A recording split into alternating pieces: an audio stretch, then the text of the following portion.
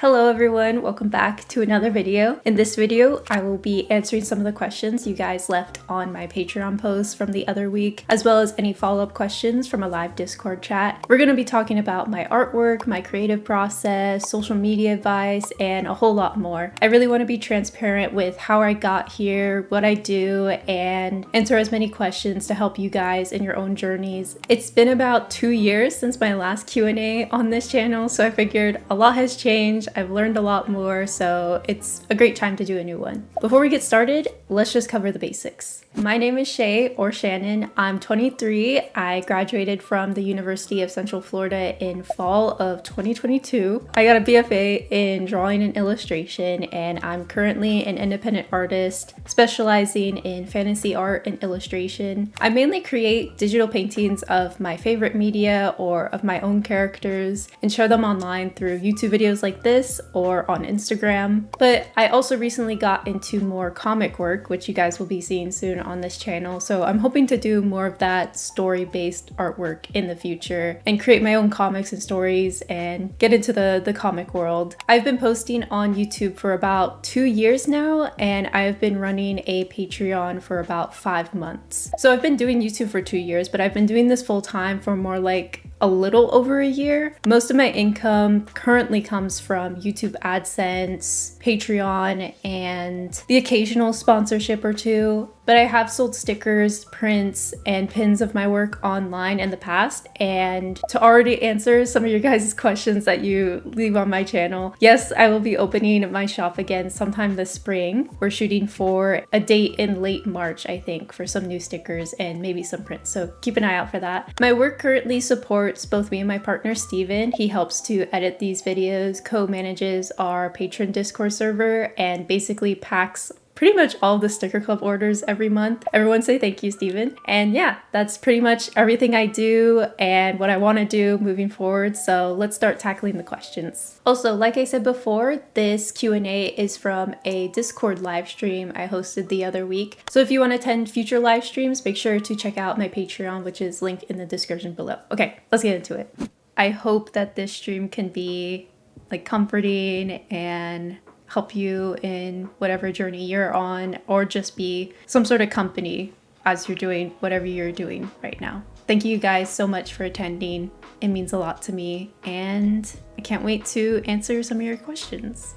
So I think the way that I've structured this out is through different sections based off of the questions that were under the post. So the first section will be specifically art questions, and the following section will be like art school / studying questions, and then social media questions, and then more specifically YouTube questions and all that fun stuff. So one of the biggest questions that was asked on the Patreon post, like a lot of people asked this, and it was, what are your inspirations, both like art inspirations and life inspirations? And I have to say, like, one of the biggest inspirations for me growing up was probably Lord of the Rings. Like, I read the books, I watched the films, and they were pivotal in my brain as a kid, and the whole world was so immersive, and the characters felt so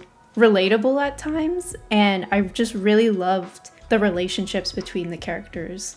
There was like so many really interesting relationships and bonds between the specific members of the Fellowship, and that was just really inspirational for my own, I guess, character creation, or just like the themes I pull from for my artwork. And I think also growing up, animation was a huge inspiration. Like, I originally wanted to be a 2D animator, but then when I quickly realized that 3D was like taking over the industry, it kind of stopped me from pursuing that. I mean, there's always room to do that, but yeah, animation specifically, like Princess and the Frog, I really love that. Monsters Inc., Tangled, Shrek was a huge source of inspiration, kind of like that quirky fantasy, like making fun of like traditional fantasy themes that was really inspirational as well. Yeah, okay. Lord of the Rings was a huge inspiration. Disney animation was a huge inspiration. You could probably see that a lot in my artwork. And overall, I think what really like inspires me to keep on creating, specifically like my own stories or just like depicting stories, is probably relationships between people, and both being inspired by like actual relationships with people and observing relationships with others, as well as like actual like character relationships in media, in like comic books, novels, TV shows, movies. I feel like relationships are a really big source of inspiration, I think. And that makes sense. I feel like human connection literally is what brings us all together. I think it's a very broad topic, which is why I like it, because there's so much you can explore with how people interact with each other. All right, everyone's homework after this Q&A is to watch Lord of the Rings or start reading it. Okay, so inspirations, we got that. I feel like I'm still trying to discover what my inspirations are and what I like to pull from. And after going through a lot of art block and burnout this past year, I think it's been a lot of like rediscovering that. Also, a huge form of inspiration is music as well. Specifically like movie soundtracks. Once again, Lord of the Rings, one of the best movie soundtracks of all time, I think. I like a lot of more like atmospheric music, which that makes sense because of like soundtrack music. I used to listen to a lot of like orchestral music in high school because I was originally in band in middle school, some Shaylor. So I got a lot of inspiration from actually playing music. I don't do it anymore, but yeah, music is huge. The soundtracks that I'm listening to right now the most is Undertale, Hollow Knight, and I was listening to a lot of Bee and Puppycat music these past couple weeks. My biggest inspiration right now would probably be Arcane. Arcane is just so good, and that's been really pushing me to continue to do storytelling with my work and really like push my skills to do better. So yeah. All right, moving on. There was another very broad question that a bunch of people asked, and it was about getting more comfortable with digital art. And I think my biggest, as someone who is still like trying to get used to it, I still feel like there's a bit of a disconnect between me and the art I'm creating digitally. And I feel like that's just using your tablet or using whatever software you're using as much as possible. And even like getting used to just drawing more digitally. I feel like there was like a point in time where I would do most of my drawing traditionally and then my painting would be digitally. So I still wasn't comfortable with just sketching on my tablet. So I feel like the best advice is just to do it more and just get used to that, your setup, and used to like a workflow that works for you. So that's always like the hardest advice to hear. Just do it, but it really does help. Next question. This one is specifically from like an actual question asked on Patreon. And this is from Patience Curio Cabinet. And they wanted to ask, do you have a method when deciding what pieces to develop? And what is your current art routine? So I feel like a lot of last year was really difficult for me in that I had maybe a lot of ideas, but it was really difficult for me to pick which one to do because of like the uncertainty on how it would be received on social media and how it would grow my skills. Like I was putting a lot of pressure on just one piece. So I think my first like suggestion would to be like, don't make things too serious. Making like a new art piece that's supposed to be like an exploration, like a fun moment. And I feel like if you're putting too much pressure on having to pick the best idea ever out of all of your ideas, that can be very overwhelming and just cause you to not pick anything. Another thing I would suggest would be to have other people decide. Like if you like all the ideas and you just can't decide which one to do first, have people decide for you. Like I just did that with the My Little Pony D&D character ideas. I just put a poll up on Patreon because I didn't know which one to start with first because they all sounded super fun, and just had you guys decide for me. So that helps a lot as well. I think overall just realizing that if you like all of the ideas, they're all worth pursuing and you should just go for it. And yeah, just go for it, I think. Just pick one and just go for it and don't overcomplicate it. And the other question that they asked, what's my current art routine? Right now, it's currently, I do like a warm-up session of gesture drawing for like about 10 minutes. And then I do 30 minutes of trying to do like some sort of character drawing. And then I will get into whatever project I'm working on. So past couple weeks, it was finishing up the Y2K comic, which that's coming soon. And then today and for the rest of January, it's working on Meet the Artist and the February sticker design. So yeah, it's usually like warm up 10 minutes, 30 minutes of just like sketching and loosening up and doing some character work. And then I get into the bulk of what I'm working on. And now I'd like to take some time to thank the epic people who help to support my artwork and support this channel, my patrons. And if you become a patron, you not only get to see my current work in progress sketches, the behind the scenes to my creative process, and sneak peeks into future projects, but you also get access to my patron-only Discord server, which is an amazing community of artists of all kinds, from printmakers to fiber artists to digital artists to animators. We have them all. We host almost weekly live streams like this Q&A session, sketchbook club sessions, study streams, and some upcoming movie nights. We also have a brand new sticker of the month for February if you want to join the sticker club. A perfect Valentine gift to yourself or someone special. So if you want to be a part of the fun and help to support my channel and my artwork, make sure to check out the link down below to my Patreon. Thank you guys so much for all of the support. I'm really grateful for your support throughout the beginning of this year, and I can't wait to show you what I've been working on. All right, back to the video. This was another popular question. This one was from D. They asked, how do you stay motivated during your art journey? And someone also asked a similar question, is how do you stay motivated throughout a longer term art project?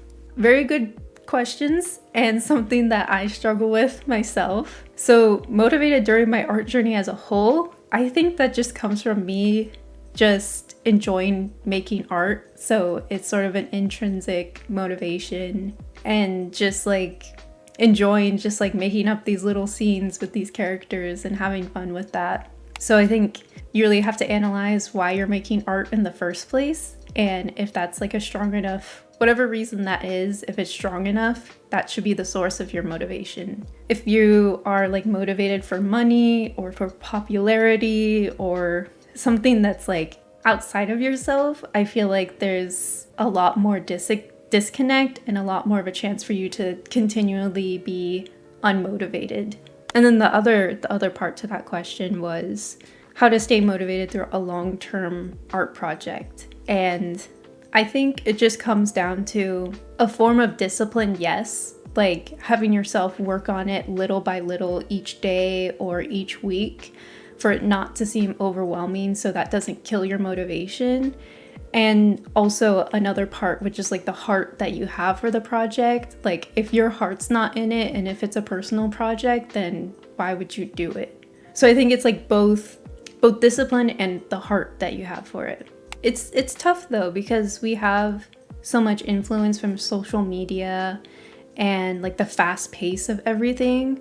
So it feels like you're missing out if you are working for longer on a project, when in fact working on a longer project is way more fulfilling and kind of has more of an impact when you share it with others. So like discipline, focus, and heart. I feel like having those three things, and they're acknowledging that there will be parts of your project that just are really tough to get through.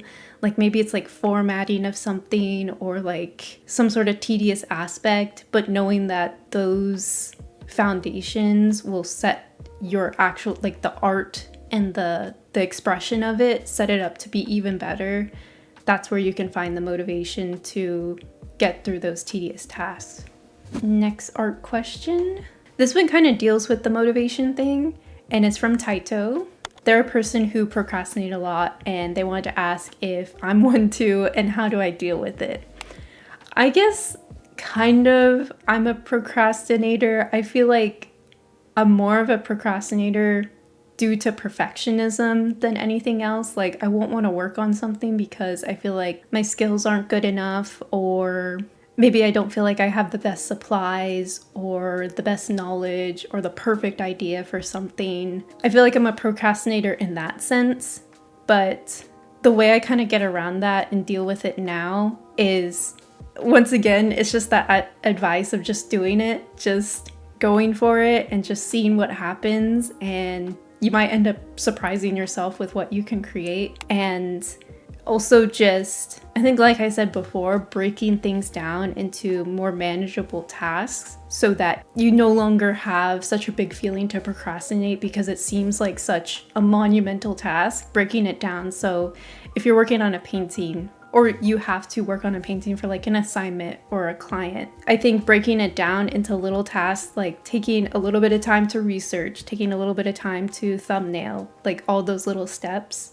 and just like going step by step can be a lot more manageable, feasible, whatever word you want to use, to completing that project and getting past that. But once again, I feel like finding the source of your procrastination, like I know mine comes from perfectionism, but if yours comes from like a lack of interest in what you're doing or fear of failure, like all that sort of stuff, I think you fix the procrastination through setting up better positive mindsets about your artwork and what you're creating. That's like an unspoken thing about procrastination. It can come from a source of perfectionism and not wanting to start in the first place because you're afraid of failing that idea or it not meeting your expectations. But you should just go for it regardless because it's worth it. Loud. I've always been a little jealous of people whose perfectionism made them work more and not just sit in silence and ponder. I feel like there's a drawback to both, because I was on the perfectionistic side of like overworking and trying really hard to where I kind of lost the original reason for why I was creating and like kind of lost the point of what I was doing. And then just sitting there and not doing anything is also not great. So you just want to find that balance, that in between. Exactly, Lee. Yeah, I feel like we're similar in that, because it's like, yeah, you put all this work into it and yet you're still dissatisfied. And sometimes you even think it's a waste of time. Sometimes you think, oh, maybe I should have just not have done it at all, that sort of thing. And I think the next question kind of ties into this whole discussion about procrastination, motivation, perfectionism, all that sort of stuff. And it is from Sunny K, and they asked, how do I reduce overwhelm in my art journey? And how do you get out of the artist loop of not having enough knowledge on different aspects? So they mean like they want to draw some sort of illustration, but they need to figure out the anatomy, they need to figure out the composition, they need to learn how to do color, all those different multiple aspects of creating a piece of work. And getting overwhelmed with that whole process, especially when you're first starting out or you're really trying to improve your artwork and you feel like you have to improve everything all at once. So reducing overwhelm with all of this, I personally struggle with this as well. Just this idea of taking things one step at a time and focusing on one thing at a time when you're trying to improve your artwork. Like, don't feel like you have to improve your anatomy, your composition, your drawing skills, all of that sort of stuff all at once, because you're going to learn very little or none at all, because it's just going to be too much to keep track of in your mind, too much new information, versus you just focus on one thing, you just focus on anatomy this piece or this week or whatever your schedule is with your artwork, really making sure that you understand that and really try to study in that area and apply what you learned, and then move on to the next thing. And then over time, we will have like focused on different things at different moments. And a couple months, you will like see that like all of these different things are coming together. It's like the little things. I feel like with so many of these answers I'm giving to the questions, like the motivation, the procrastination, the overwhelm, it's just like the little mindset shifts or the little like studying habits that can make a world of difference and not be so extreme to where it causes you burnout or anxiety with your artwork.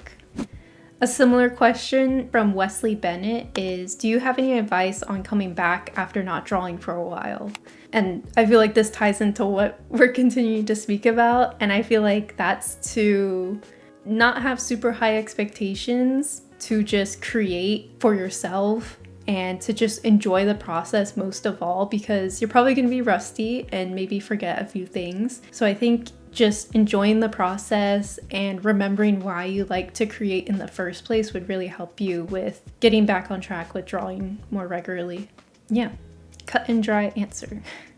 And then the next question, Starchild16, how do you practice composition? I feel like the best way to practice composition or to study it is to look at movies, TV shows, and other artworks and breaking down like how they set up the shot, why they set up the shot, how the lighting affects the storytelling in the shot. Like asking yourself all these different questions can really help you to take that into your own artwork. So let's say you do like a study session of studying like 10 to 20 film stills and really asking yourself, why did they shoot things this way? Why are the colors like this? Why is the lighting like this? And then go to make your own piece and do a bunch of thumbnails and really see how you can manipulate the lighting or the colors or the positioning of objects and characters to tell the story that you want. And just having a clear intention with what you want to create. We can get messed up with composition where we have like too many ideas and too many intentions. I feel like simplifying and really figuring out what you want to depict really helps with strengthening your composition. Let's move on to the next question. This one's actually from Leah. Leah's here. Hi, Leah. Your question was, what are some ways to get into a good flow state? What are the aspects that help you to get into a good flow state, like your environment, a certain routine, certain time of day, music or podcast? And you also asked, how do you take breaks between artwork sessions? I think this has been a bit of an experimental period for me right now, coming out of a couple months of art block. And I think right now, the best way I get into a creative flow state is probably doing like the gesture drawing warm-ups, like 30-second, really quick, usually 30-second to a minute, like really quick drawings, and then doing some like loose and fun character drawing for 30 minutes, and then getting into like my official project that I'm working on. And it feels like a seamless transition because I feel like just hopping into working on my project is a bit too much like jumping into cold water into like a pool. Whereas I feel like doing these little steps before hopping into my project, like warming up correctly, getting in the right creative headspace, really helps to make things easier and make working on the project more enjoyable. Which this is usually in the mornings. I feel like I have the most motivation and energy in the mornings. And for music, it's usually something like lo-fi or movie soundtrack or game soundtrack. Sometimes it's too distracting to have lyrics or like a YouTube video going on, so I try and keep it to instrumental. And you also asked, how do you take breaks between artwork sessions? So right now I've been doing the Pomodoro timer method, which is where you work from like 20 to 30 minutes and then take a break for 5 minutes and then work another 20 or 30 minutes and take a break. And I'll probably do that for like 2 or 3 hours. And then we usually have lunch. So then that's a big gap break. And right now I've been trying to only do creative work for about 3 to 4 hours at most. I'm really scared to like push it too much right now. So I've been trying to keep it in a smaller window so I don't overwork myself, which I've done in the past. And it's a lot more doable in your brain to be like, okay, I'm gonna sit down, I'm gonna draw for 20 minutes and focus on this thing, have no other distractions, and then get a break for 5 minutes. And that 5-minute break really shouldn't be like going on social media or trying to do something else. It should be doing something like actually truly relaxing. Next question is from Chimera. They were here earlier. What painting tips have helped you the most, both traditional and digital? And I think I'm just gonna sum that up because there's like so many ways you can answer this. First, just doing a lot of painting, actually doing the thing that you want to get better at, that really helps. But another key part is understanding value in relation to color and having your values clear in your painting can set up your painting to look a lot better versus like not even considering the values. So value is really important. And I feel like having really strong drawing skills helps with improving your painting, because painting a lot of the times can end up really like unclear, kind of like loose. There's not a lot of structure, but if you have a clear drawing to reference or a really good sense of like drawing and structure and understanding what you're painting, that will help probably the most of all. Getting better at painting, that's a huge topic. But there's a balance, because yeah, people just say, oh, just practice or just like paint more, but also you want to understand what you're painting. That's what they really mean by practicing. Asking yourself questions actively throughout the process of painting, like what's the structure of whatever I'm painting? How's the light interacting with it? What's the surface texture like? All those good questions. Ooh, the next question is really fun. Scoot and Boot asks, do you have any art book recommendations? And yes, I do. And before the stream, I compiled some of them.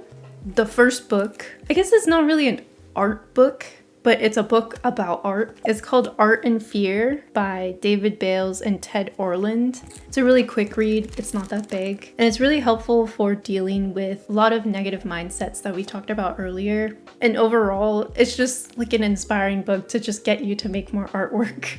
It helps because it's relatable. It outlines a lot of the common fears that we have as artists and the feelings of resistance with making artwork and procrastination, all that stuff. But it's a really good reference for that. But yeah, as you can see, I've read it quite a few times.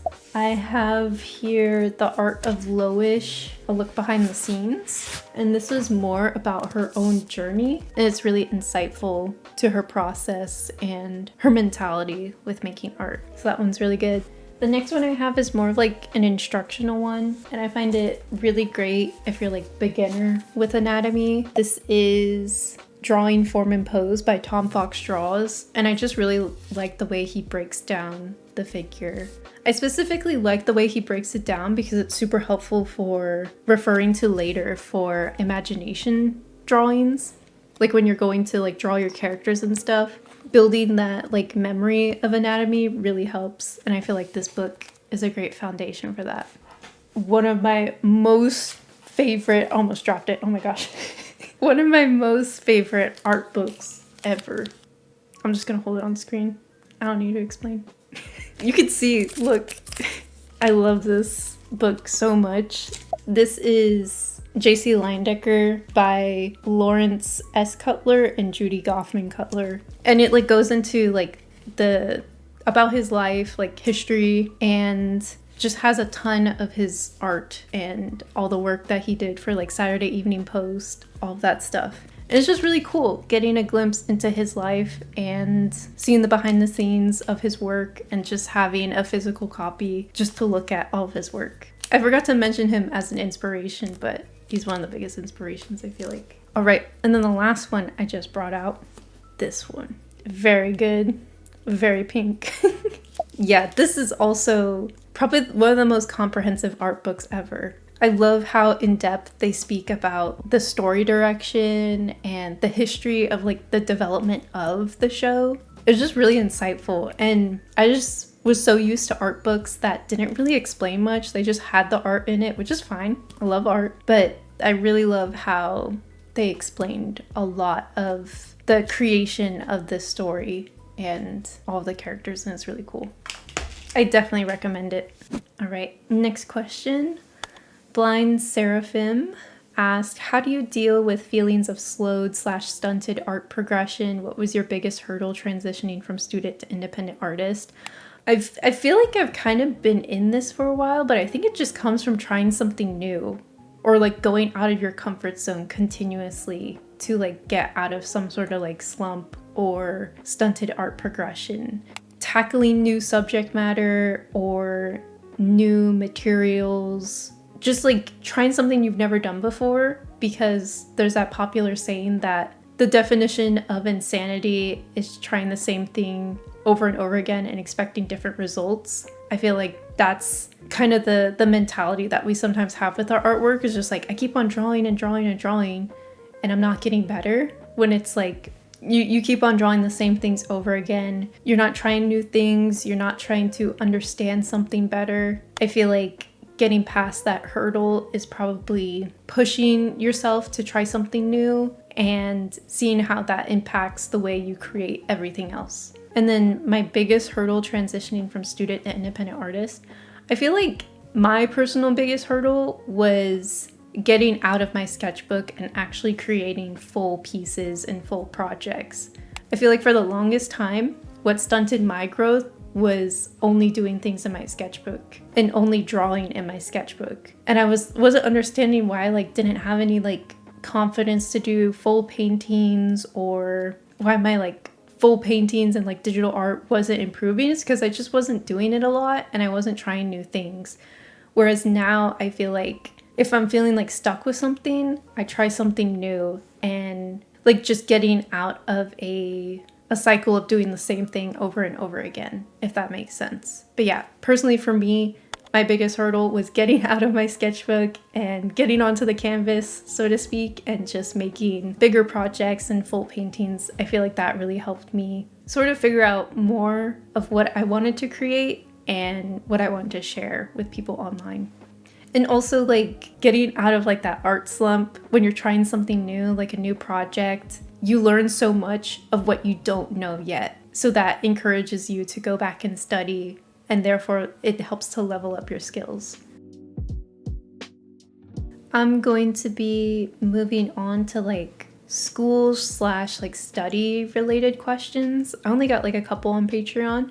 The first one is asking, it's from Bertold Draws. They asked, I just transferred to a college where I can study animation. Do you have any tips for studying art? Like not art tips, but tips for being a better art student and how to get the most out of studying art, specifically at a university when you're paying money. I feel like for me, a lot of my art studies were still very much self-directed while in school. So I feel like probably the best tip for an art student attending like an actual like traditional art school would to probably be forming really good relationships with your professors and asking them a ton of questions about the industry that you're interested in, attending like community events, but like really make sure you're asking questions and really understanding what you need to be able to pursue the career that you want. And I feel like the best way to get the most out of actually studying art while in school is to actually apply it to your own personal projects, because that's the best way you're going to learn, because you're going to be personally invested. So like whatever you learn in like drawing fundamentals or whatever class that you're taking, actually put that into the pieces that you care about, and that'll really improve your skills. All right, and then the next two questions were specifically asking about the university that I went to, which is UCF, the University of Central Florida. This is not an art school, but it does have an art program. It's a public university. And these two people were asking if it was like a good like art community there, and if I ever reconsidered my major or the career that I chose with going to UCF. So specifically with UCF, I feel like they do have a good art community, and I really liked a lot of the people that were there. It was very inviting. I met a lot of like great people that I'm still friends with today. But since it is a public university and they don't specialize in art, they definitely did not have similar resources and classes that you could take like at a regular art school. They were very generalized, and I feel like I didn't get the specific education that I wanted to from UCF. And I met Steven there, so I wouldn't trade that for the world. But on like the actual education side, it was a lot of like self-direction and kind of like, here's an assignment, draw this thing or do this illustration, and then we'll talk about it. But it wasn't a lot of like actual like technical things. I don't think I regret at all going there, because I'm not in debt, because I had scholarships that would help me pay for a public university, and that was super helpful. And I feel like art schools are way too expensive now, where you can learn so much of this online. Like most of what I've learned, like personally as an artist, has been through YouTube. Like that's not even like joking. It has been through YouTube or through books checked out from the library or attending like local art camps or classes in my city or something. But I feel like because of the internet nowadays, you can learn so much, and it's really just about your portfolio. So if you can find videos like how to curate an animation portfolio or a concept art portfolio or illustration portfolio, it's really about your portfolio and it's not about what school you went to. But if you do have the finances and the scholarships to go to like a public university like I did, it's a good experience because you actually meet people in person from all different backgrounds. You make friendships, and speaking with people who have real world experience really helps. So I have reconsidered like what I had done for education, but I don't regret it at all. It's more just like, I wonder what would happen if I'd done this. But I'm just like, but it really doesn't matter because I love the people that I met. I love the memories that I made, and it was worth it. And I still learned. I still, even though I did say I learned a lot from YouTube, I still learned a lot of more like functional and like insightful, and I got to be a lot more experimental with taking classes at UCF. So moving on, I got some questions about like general social media things, and one of the questions is from Julian, and Julian asked, I have a question about how big of an impact social media made on your career as an independent artist. They asked, do you think that developing a presence online is one part, big or small, of building up to a successful career in the future? I think it's a huge part. I honestly couldn't do any of this without a presence on social media. So it's had a huge impact on what I want to do. And it's made so many more opportunities possible. It makes working full-time on artwork and producing that a possibility because posting to YouTube and Instagram has built an audience of amazing people like you guys who help to support my work. And yeah, I couldn't be doing like any of this without like the presence that I have on social media. All right, the next question, Finn asks, how do you find the motivation to post on your Instagram so consistently?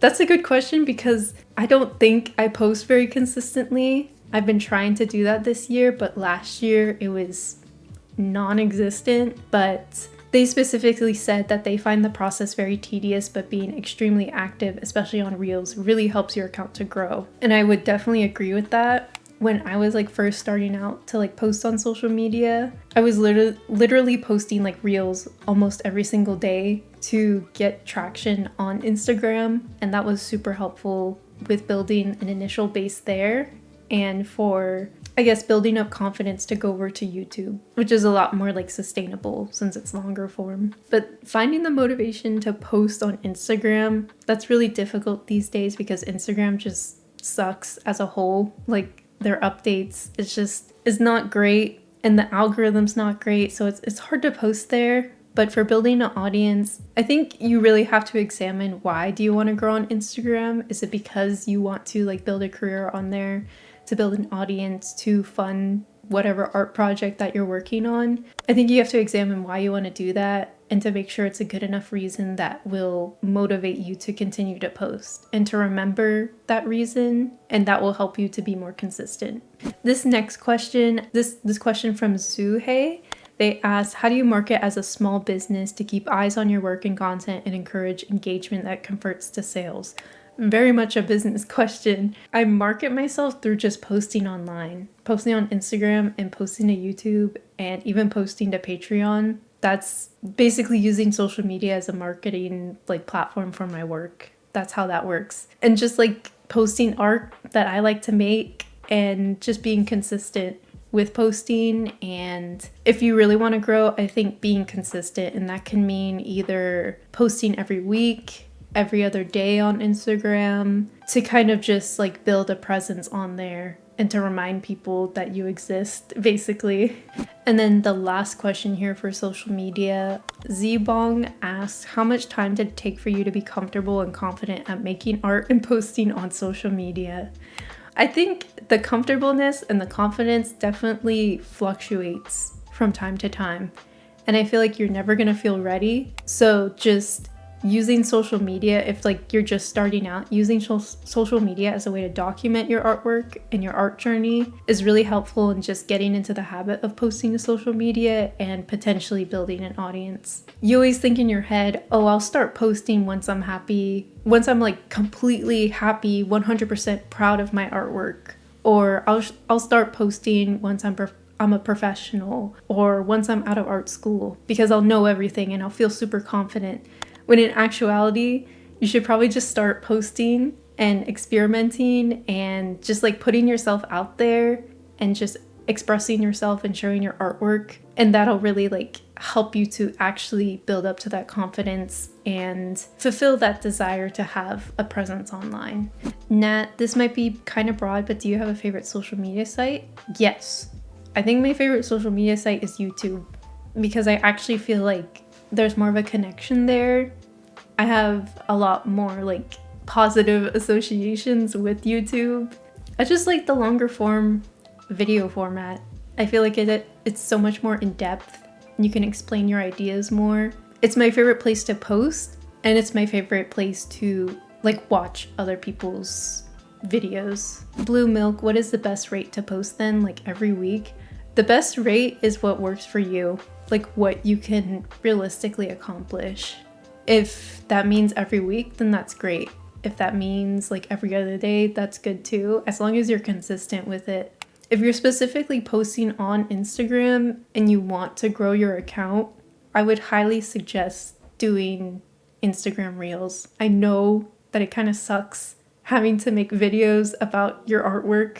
That can be very like scary at first, and it's like it takes a lot more effort, but that's really what helped my Instagram to grow, and that making those short form videos really helped me build the confidence to do YouTube. But yeah, whatever works best for you and what you're comfortable with and what you can be consistent with. Okay, now it's the YouTube section.